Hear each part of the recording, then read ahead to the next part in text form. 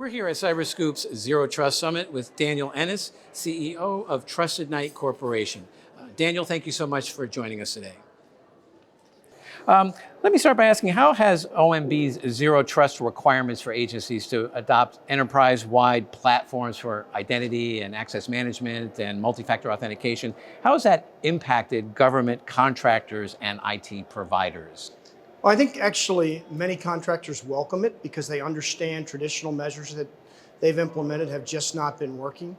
I think, as with most things, though, it's the small and medium contractor that really finds it more difficult to implement. It's a skills change, it's a quantitative difference in the approach, and they have a much harder time of catching up to such evolutions. And then what challenges do you see government agencies still facing trying to maintain, for example, a complete inventory of authorized devices and ensure that their endpoint protection tools are properly deployed?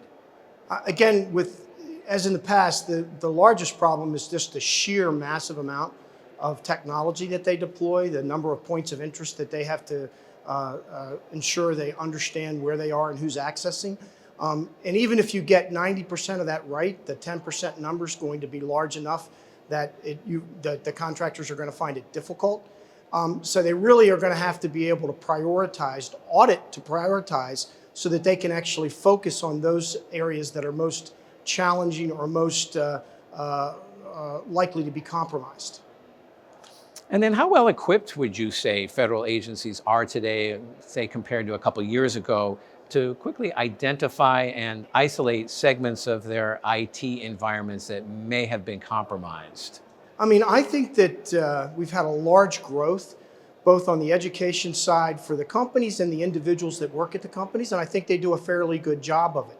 The problem there is that just as we evolve, the adversary will evolve, and so we need the tools necessary to audit the capability in a real way so that clients understand where they are in that space and can prioritize where their focus areas are. And then lastly, Daniel, looking ahead, how are OMB zero trust policies actually altering the investment strategies of government contractors and firms like yours?